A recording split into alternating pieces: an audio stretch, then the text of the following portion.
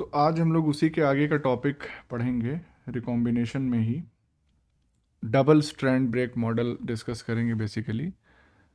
तो इसमें इसको ऐसे ही डायरेक्टली समझने की कोशिश करते हैं। डबल स्ट्रैंड ब्रेक मॉडल सबसे पहले ये बात कहता है कि जो दो होमोलोगस डीएनए मॉलिक्यूल सामने सामने जिनके बीच में रिकॉम्बिनेशन होना है, उनमें से किसी एक डीएनए मॉलिक्यूल के दोनों स्ट्रैंड जो है वो उनमें निक लगेगा या दोनों स्ट्रैंड में ब्रेक लगेगा। तो इसीलिए साफ ये थोड़ा सा इसी स्पेसिफिक टर्मिनोलॉजी को यूज़ किया गया इसके मॉडल को एक्सप्लेन करने के लिए। तो डबल स्ट्रैंडेड ब्रेक यहाँ पे अपीयर हुआ, इनिशिएशन ही इसी से होगा इस प्रोसेस का। किसमें हो रहा है? In one of the two DNA molecules. इसके बाद क्या होगा? इसके बाद जो प्रोसेस होती है उसको हम कहते हैं डीएनए रिसेक्शन। रिसेक्शन की प्रोसेस में बेसिकली होता यह है कि एक्सोन्यूक्लियस का इस्तेमाल होता है, और ये एक्सोन्यूक्लियस जो है वो 5 प्राइम एंड से अटैच होता है। कहाँ पे? इस पर्टिकुलर पॉइंट पे। जैसे यहाँ पे जब ब्रेक लगा तो ये वाला एंड क्या हो गया? ये 5 प्राइम हो गया और ये वाला 3 प्राइम हो गया। सिमिलरली नीचे में यहाँ पे 3 प्राइम हो गया और ये वाला 5 प्राइम में कन्वर्ट हो गया। तो इस 5 प्राइम एंड पे जो एक्सोन्यूक्लियस है वो आके अटैच होता है, ऊपर वाले स्ट्रैंड में भी, नीचे वाले स्ट्रैंड में भी। और चूंकि निक या कट लग चुका है तो एक्सोन्यूक्लियस ही यहाँ पे अटैच होगा, एंडोन्यूक्लियस की ज़रूरत ही नहीं है, बीच में कहीं कट लगाना नहीं है। अब ये एक्सोन्यूक्लियस बेसिकली करेगा क्या कि इस डीएनए को आगे तक तोड़ता चला जाएगा। सिमिलरली नीचे वाला स्ट्रैंड भी टूटता चला जाएगा। इसी प्रोसेस को हम क्या कहते हैं? DNA resection. जब 5 प्राइम एंड से टूटता चला जाएगा ये डीएनए और नीचे वाला भी, तो यहाँ पे जो डीएनए का स्ट्रैंड बचेगा वो इतना रीजन सिंगल स्ट्रैंडेड रहेगा, सिमिलरली यहाँ पे भी। और ये जो इलाका है ये क्या होगा? It will have the 3 prime OH ends. तो यहाँ पे 3 प्राइम, यहाँ भी देखिए, आप देख सकते हैं 3 प्राइम यहाँ पे है ऑलरेडी, तो वो बचा हुआ है। 5 प्राइम वाले एंड्स जो है वो अंदर तक एक्सोन्यूक्लियस ने कट कर दिया है।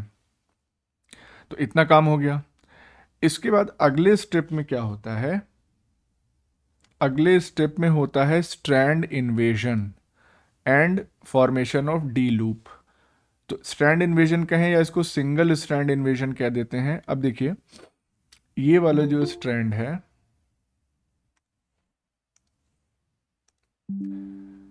ये जो स्ट्रैंड है नीचे वाला, इस पे हम फोकस करेंगे।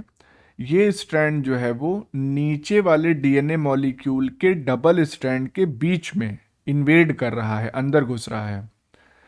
और इसकी वजह से ये जो स्ट्रैंड है नीचे वाले डीएनए मॉलिक्यूल का, ये ऊपर की तरफ उठ जा रहा है।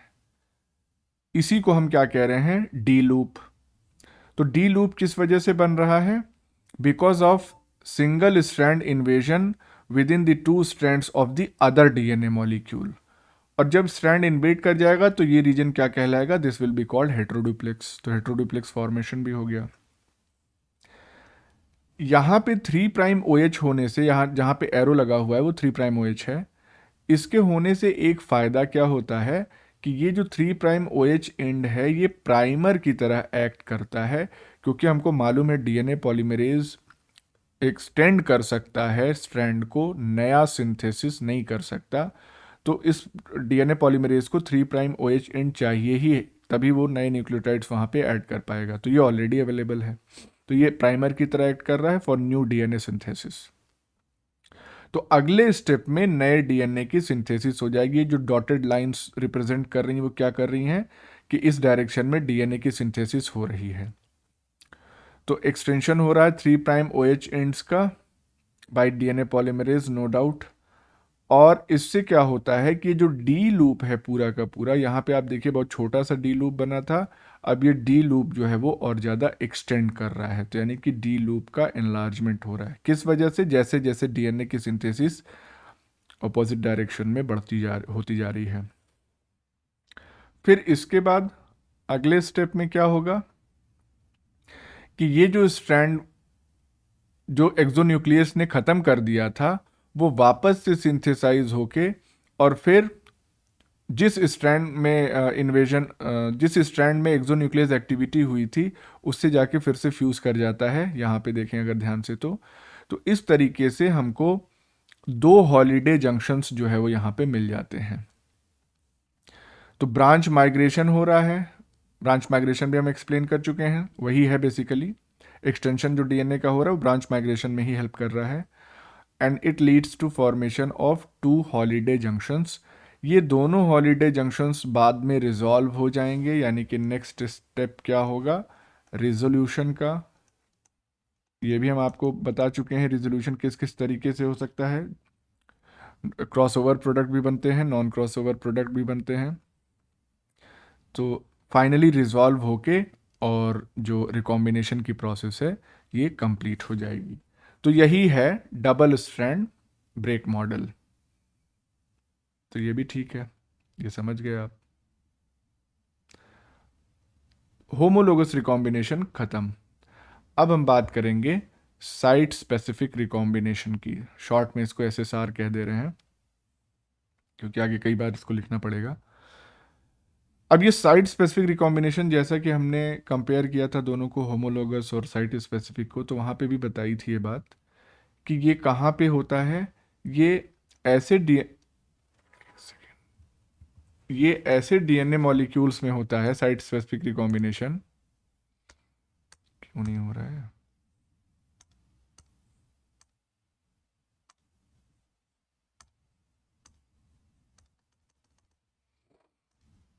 पटक गया वहीं पे। एक सेकंड होल्ड करिए।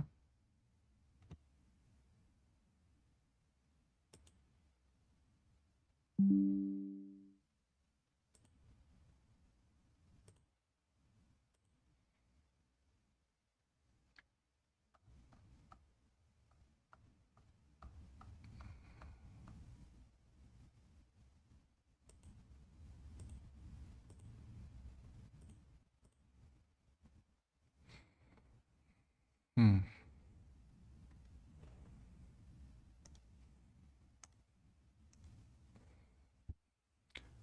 तो साइट स्पेसिफिक रिकॉम्बिनेशन कहाँ पे होगा? ऐसे डीएनए मॉलिक्यूल्स में होगा जहाँ पे सिर्फ बहुत छोटा सा सीक्वेंस जो होता है वो होमोलोगस होता है या कॉमन होता है, एक जैसा होता है। पूरा डीएनए मॉलिक्यूल होमोलोगस होने का यहाँ पे रिक्वायरमेंट नहीं है। वो होमोलोगस रिकॉम्बिनेशन में ही होता था कि पूरा का पूरा क्रोमोसोम या हम कहें डीएनए मॉलिक्यूल होमोलोगस होते थे एक दूसरे के। तो साइट स्पेसिफिक रिकॉम्बिनेशन को समझने के लिए हमको एक एग्जाम्पल का सहारा लेना होगा। So now let's C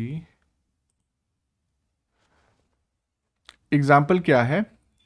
integration of lambda phage DNA into E coli genome. Lambda phage किस तरीके से ई कोलाई को इन्फेक्ट करता है और अपने जेनेटिक मटेरियल को इंटीग्रेट कराता है इन दी ई कोलाई जीनोम। तो ये साइट स्पेसिफिक रिकॉम्बिनेशन की हेल्प से करता है ऐसा। और इस केस में जो ये साइट स्पेसिफिक रिकॉम्बिनेशन है ये अटैचमेंट साइट्स के बीच में होता है। इसको शॉर्ट में एटीटी साइट्स कह देते हैं। और ये जो साइट्स होती हैं अटैचमेंट साइट्स, ये दोनों ही जीनोम में प्रेजेंट होती हैं। लैम्डा के भी जीनोम में प्रेजेंट होती हैं यानी वायरस में भी, और जो उसका होस्ट बैक्टीरिया ई कोलाई है उसके भी जीनोम में ये साइट्स मौजूद होती हैं। लेकिन ये जो साइट्स अटैचमेंट साइट्स होती हैं इनमें डिफरेंस होता है। ई कोलाई की अटैचमेंट साइट और लैम्डा फाज की अटैचमेंट साइट में डिफरेंस होता है। तो क्या डिफरेंस है वो हम देख लेते हैं। जैसे बैक्टीरिया की जो साइट है उसको क्या कह देते हैं, एट बी। ये जो साइट होती है एट बी, जिसको बॉब डैश से रिप्रेजेंट करते हैं, ये 21 बेस पेयर लॉन्ग साइट होती है। इसमें जो बी वाला रीजन है बी वाला रीजन और बी डैश वाला रीजन, ये दोनों रीजन्स जो हैं वो इन्वर्टेड रिपीट्स होते हैं। और इनकी भी जो लेंथ होती है वो 7 बेस पेयर की होती है।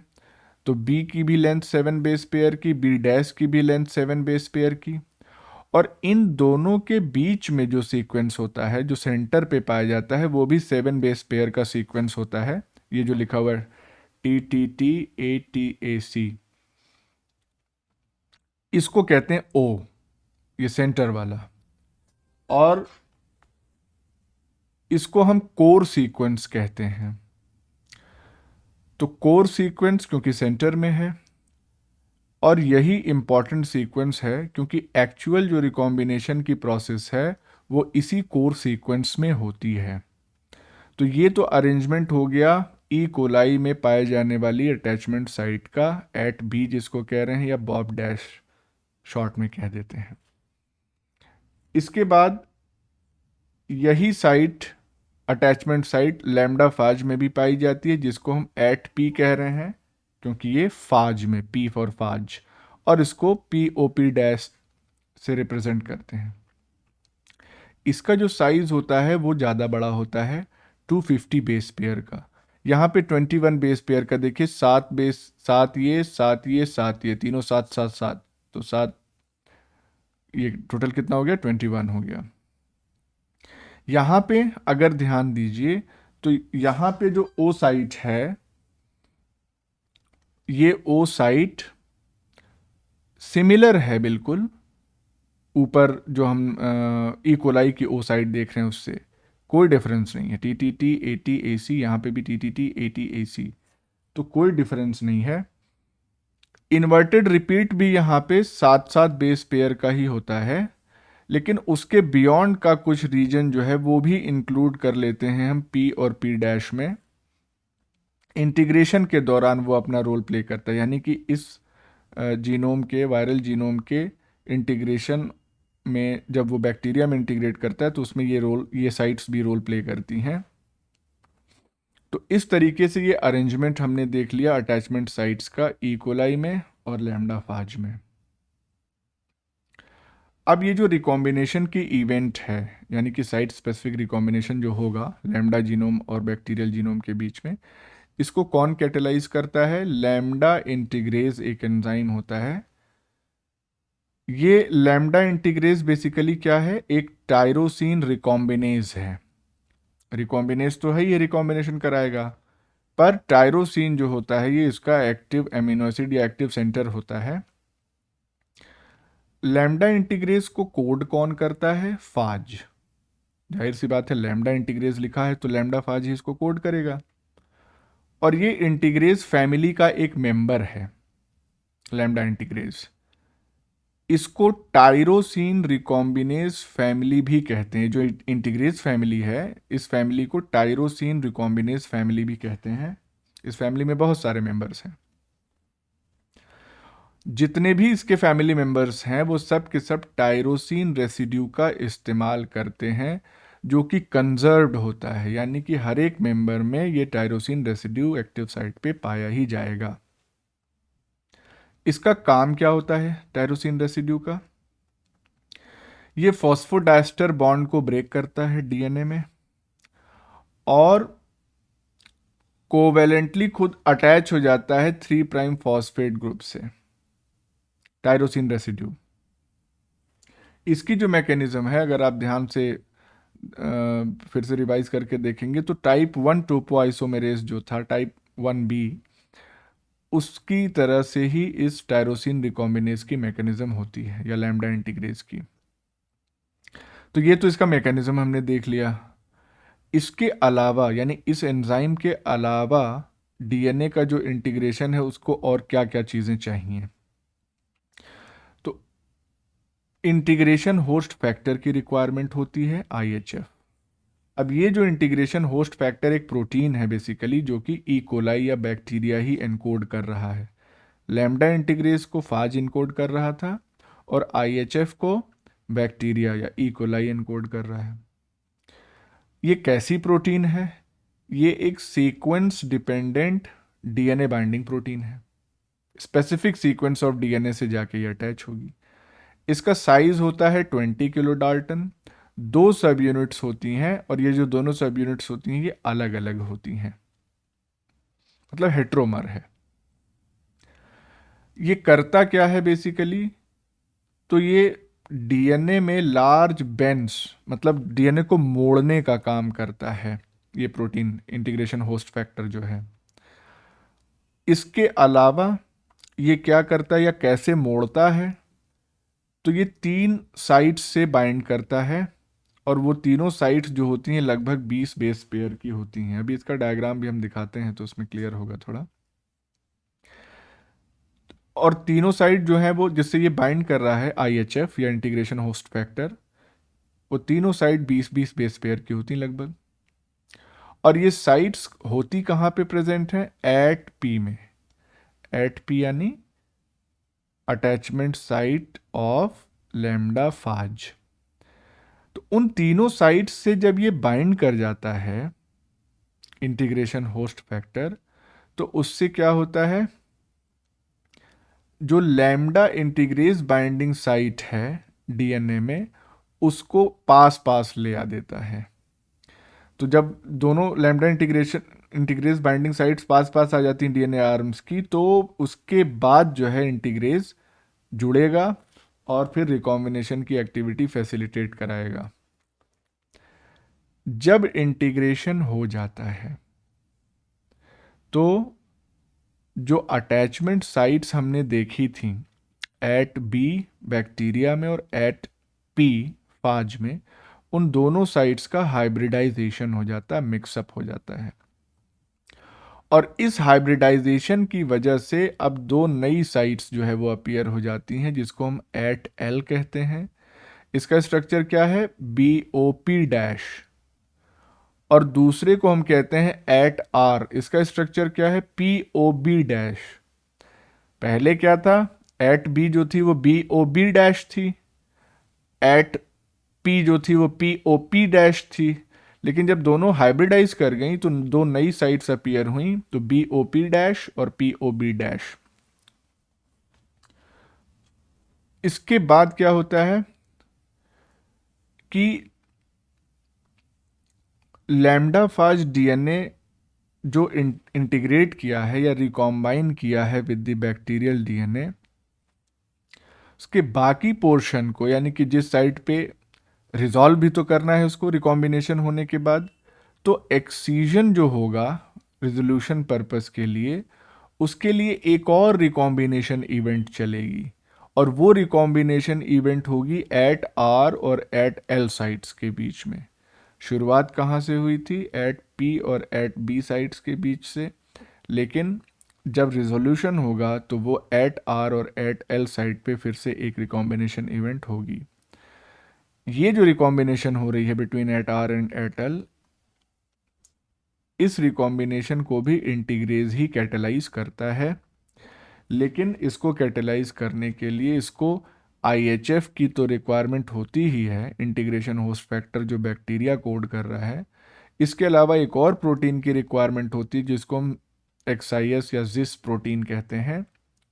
ये बेसिकली क्या है, एक एक्सीजनेज है जो कि रिजोल्यूशन में हेल्प करेगा, and it is encoded by lambda जिस जीन। और ये लैम्डा जिस जीन जो होती है, ये कौन कोड कर रहा है, जाहिर सी बात है फाज कोड कर रहा है।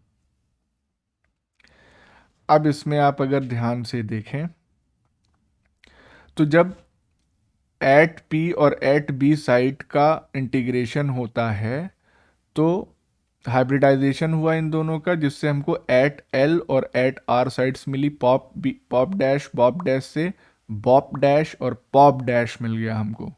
ठीक, अब यहाँ पे अगर ध्यान से देखें तो ये है क्या, लैम्डा फाज, इसके पास एट पी साइट। ये क्रोमोसोम है बैक्टीरिया का जिसके पास एट बी साइट। फिर इन दोनों के बीच में रिकॉम्बिनेशन होगा इस स्पेसिफिक साइट पे, इसीलिए इसको हम साइट स्पेसिफिक रिकॉम्बिनेशन कह रहे हैं। इंटीग्रेशन एट एल, देखो जब ये दोनों हाइब्रिडाइज हो गए, मतलब कि एट पी और एट बी की साइट्स जो है वो जब हाइब्रिडाइज हो गई, तो लेफ्ट साइड में जो है उसको एट एल कह दिया और राइट साइड में जो है उसको एट आर कह दिया। देखो हाइब्रिडाइज्ड वाले हैं ये इस तरीके से, ठीक है ना। तो इस तरीके से जो फास्ट डीएनए है यहाँ से लेके यहाँ तक का इतना पोर्शन वो यहाँ पे आपको नज़र आ रहा है, इंटीग्रेट कर चुका है। तो इस तरीके से क्रोमोसोम में इंटीग्रेटेड प्रोफाज प्रेजेंट हो गया है। ये भी डायग्राम यही चीज़ दिखा रहा है। पॉप डैश और बॉब डैश, तो ये क्या है, एट पी साइट यानी ये फाज है, और एट बी साइट यानी कि ये बैक्टीरिया है। इंटीग्रेज और इंटीग्रेशन होस्ट फैक्टर, इसकी वजह से क्या होगा, रिकॉम्बिनेशन होगा, और रिजोल्यूशन जब करना होगा तो जिस भी चाहिए होगा, एक्सीजन हो जाएगा तो वापस से, यानी कि जब फाज डीएनए को बैक्टीरिया से निकलना होगा तो उस कंडीशन में ऑपोजिट चलेगी, तो वहाँ पे जिस भी चाहिए होगा, तो यहाँ पे फिर से नॉर्मल हो जाएगा बैक्टीरियल क्रोमोसोम। लेकिन वायरस तो अपना ग्रोथ करके और अपनी मल्टीपल कॉपीज तैयार कर ही लेगा। तो ये मैकेनिज्म हो गई। अब इसके बाद एक और सिस्टम हम लोग पढ़ेंगे, क्री-लॉक्स-पी सिस्टम। ये भी बहुत इंपॉर्टेंट है। अब ये क्या चीज़ है, क्री जो होती है वो एक 38 किलो डाल्टन का एंजाइम है। ये भी एक टायरोसिन रिकॉम्बिनेज ही है, जैसा हमने लैम्डा इंटीग्रेस के बारे में देखा था। तो ये कहाँ मिलता है, ये बैक्टीरियोफाज P1 में प्राप्त होता है, और ये भी क्या करेगा, साइट स्पेसिफिक रिकॉम्बिनेशन ही कराएगा। लेकिन इसकी जो साइट्स होती हैं उसको हम कहते हैं लॉक्स पी साइट्स। तो लॉक्स पी साइट्स के बीच में ये साइट स्पेसिफिक रिकॉम्बिनेशन कराता है। अब ये लॉक्स पी साइट क्या चीज़ है, लॉक्स पी साइट जो होती है वो डीएनए पे मौजूद होती है, 34 बेस पेयर लॉन्ग होती है। 34 बेस पेयर कैसे पूरे हो रहे हैं, इसमें दो 13 बेस पेयर के इन्वर्टेड रिपीट्स होते हैं, आईआर कहते हैं। ये दोनों इन्वर्टेड रिपीट्स के बीच में 8 बेस पेयर का स्पेसर या कोर रीजन होता है, और इसी स्पेसर या कोर रीजन में रिकॉम्बिनेशन होती है। तो ऑलमोस्ट सिमिलर ही है, जैसा हमने ऊपर देखा एट साइट्स को, वैसे ही लॉक्स पी साइट होती है। दोनों तरफ इन्वर्टेड रिपीट होंगे, बीच में कोर रीजन होगा। तो ये देखिए लॉक्स पी साइट का ये डायग्राम है।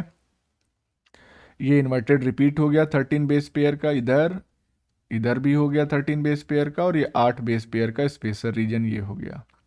तो तीनों को हम जोड़ लेंगे तो हमको 34 बेस पेयर्स मिल जाएंगे। तो total length of the locks P site ये है, सिमिलर टू अटैचमेंट साइट। अब यहाँ पे खास बात क्या है, लॉक्स पी साइट्स जो हैं इनकी ओरिएंटेशन क्या है और इनकी लोकेशन क्या है जीनोम में, ये दोनों चीज़ें मिलके ये डिसाइड करती हैं कि जो क्री रिकॉम्बिनेज है वो कौन सी एक्टिविटी परफॉर्म करेगा। डिलीशन करेगा उस पर्टिकुलर सेगमेंट ऑफ डीएनए का जो दो लॉक्स पी साइट्स के बीच में है, या उन सेगमेंट्स उस पर्टिकुलर सेगमेंट को इन्वर्ट करा देगा, या एक क्रोमोसोम से दूसरे क्रोमोसोम में ट्रांसलोकेट करा देगा। तो ये सारी चीज़ें किस चीज़ पे डिपेंड कर रही हैं कि जो लॉक्स पी साइट्स हैं उनका ओरिएंटेशन क्या है और लोकेशन, यानी एक लॉक्स पी साइट दूसरे के रेस्पेक्ट में किधर ओरिएंटेड है और उसकी लोकेशन क्या है। अभी डायग्राम से समझ में आ जाएगा। अगर दो locks P sites same orientation में होती हैं तो जो बीच का उनके सीक्वेंस होता है, उन दोनों साइट्स के बीच का सीक्वेंस होता है, वो एक्साइज कर दिया जाता है। यानी कि जो रिकॉम्बिनेज है वो, नहीं कौन सा था, हाँ रिकॉम्बिनेज, क्री रिकॉम्बिनेज जो है वो उतने सेगमेंट को अलग कर देता है। अगर दोनों locks P site opposite orientations में है तो इन दोनों साइट के बीच का जो सीक्वेंस है वो इन्वर्ट हो जाता है, उल्टा हो जाता है। डायग्राम में देख के समझने की कोशिश करते हैं। जैसे यहाँ पे देखिए पहले डायग्राम में, यहाँ लॉक्स पी की ओरिएंटेशन एरो इधर की राइट की तरफ, इस लॉक्स पी साइट का भी एरो राइट की तरफ, और इन दोनों के बीच ये जीन एक्स जो है वो मौजूद है। तो जब यहाँ पे क्री रिकॉम्बिनेज एक्ट करेगा तो वो क्या करेगा, चूंकि सेम ओरिएंटेशन है तो इतने हिस्से को यानी जीन एक्स को यहाँ से एक्साइज कर देगा। इस तरीके से ये जीन एक्स बाहर निकल गई। अब इसमें एक लॉक्स पी साइट बची है और जीन एक्स इससे बाहर निकल चुकी है, तो ये हो गया डिलीशन। जब ओरिएंटेशन ऑपोजिट है और जीन का जो ओरिएंटेशन यहां पे छोटा सा एरो दिखाया गया, नहीं दिख रहा होगा तो एक सेकेंड, ये जीन का डायरेक्शन ये है, बस समझाने के लिए कि ओरिएंटेशन कैसे चेंज होगा। तो लॉक्स पी साइट जो है एक दूसरे के ऑपोजिट ओरिएंटेशन में। अब जब ये क्री रिकॉम्बिनेज एक्ट करेगा इस साइट्स पे, तो जीन एक्स की जो ओरिएंटेशन है वो इधर की तरफ हो गई, यानी कि अब क्या हो गया, इन्वर्जन। अगर लॉक्स पी साइट्स दो अलग अलग क्रोमोसोम्स में प्रेजेंट है, दो अलग अलग डीएनए मॉलिक्यूल्स में प्रेजेंट हैं, तो उस केस में क्री रिकॉम्बिनेज क्या करेगा, ये जो हिस्सा है एक का वो निकाल के दूसरे में ट्रांसफर कर देगा, यानी ट्रांसलोकेशन हो जाएगा उतने सेगमेंट ऑफ डीएनए का। तो सब कुछ डिपेंड किस पे कर रहा है कि लोकेशन क्या है लॉक्स पी साइट की, यहाँ देखो दो अलग अलग जगह लोकेटेड है, और ओरिएंटेशन क्या है, यहाँ सेम ओरिएंटेशन, यहाँ अपोजिट ओरिएंटेशन। इसको भी पढ़ लीजिएगा, ये फिगर 8 इसके नीचे जो है, या हम पढ़ दे रहे हैं एक बार। The outcome of a Cre lox recombination is determined by the orientation and location of flanking lox P sites, यानी कि इस जीन को फ्लैंक करने वाली आगे पीछे। If the lox P sites are oriented in the same direction on a chromosome segment, तो cis arrangement है क्योंकि सेम क्रोमोसोम पे दोनों साइट्स मौजूद हैं। Cre recombinase mediates a deletion of the flox segment. If the LOX P sites are oriented in opposite direction, Cre recombinase mediates inversion of the FLOX segment. If the LOX P sites are located on different chromosomes, इसको हम क्या कह देंगे, trans arrangement, क्योंकि chromosomes अलग अलग हो गए। तब क्री रिकॉम्बिनेज क्या करेगा, क्रोमोसोमल ट्रांसलोकेशन हो गया। तो इस तरीके से क्री लॉक्स पी सिस्टम जो है बहुत एफिशिएंट और बहुत अच्छा है, इसका एप्लीकेबिलिटी बहुत ज़्यादा है। क्या क्या एप्लीकेशंस हो सकते हैं इसके, site specific integration of transgene, अगर हमको कोई ट्रांस जीन इंट्रोड्यूस करनी है किसी स्पेसिफिक साइट पे, तो हम वो लॉक्स पी साइट्स के बीच में कर सकते हैं। Conditional activation and inactivation of transgene भी कर सकते हैं, या तो उसको डिलीट करके या उसको इन्वर्ट करके। साथ ही साथ जो अनवांटेड मार्कर जीन्स होती हैं उनका भी डिलीशन, मार्कर जीन इसलिए लगाई जाती है कि हमको पता चले एक्सपेरिमेंट के फाइनल स्टेज में डिटेक्ट कर पाए हम जो आउटकम है, फाइंडिंग है। तो उसको अगर निकालना है तो उस केस में भी क्री-लॉक्स पी सिस्टम इस्तेमाल किया जा सकता है। तो ये इसके एप्लीकेशंस हो गए।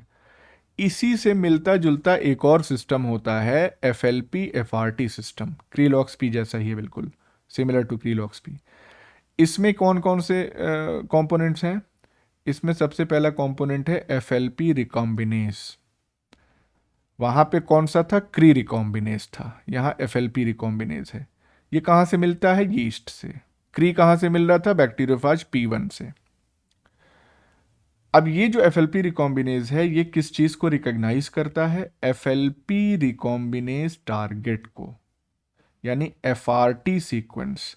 ये सीक्वेंस कहाँ पे पाया जाएगा, जाहिर सी बात है डीएनए पे ही पाया जाएगा। ये भी 34 बेस पेयर लॉन्ग सीक्वेंस होता है, इसमें भी दो इन्वर्टेड रिपीट्स 13 बेस पेयर के, और बीच में एक सेंट्रल या एसिमेट्रिक सीक्वेंस 8 बेस पेयर का, जिसको स्पेसर कह रहे हैं। एकदम सिमिलर, जैसे ऊपर लॉक्स पी साइट जैसी होती है वैसे ही FRT साइट होती है। तो हाँ, ओरिएंटेशन कौन डिफाइन करता है, जो स्पेसर सीक्वेंस है वही डिफाइन करता है। तो बस इसमें आपको नाम जानना था, बाकी और कुछ नहीं। नाम और सोर्स FLP रिकॉम्बिनेज, और ये यीस्ट से मिलता है, और इसका टारगेट जो होता है वो FRT होता है, जबकि क्री वाला क्री रिकॉम्बिनेज था वो बैक्टीरियोफाज P1 से मिल रहा था, उसकी टारगेट साइट लॉक्स पी थी। तो आज के लिए इसको इतना रखते हैं, ये टॉपिक कंप्लीट हो गया रिकॉम्बिनेशन वाला। अब इसके बाद हम लोग DNA रिपेयर जो है वो नेक्स्ट टर्न पे पढ़ेंगे।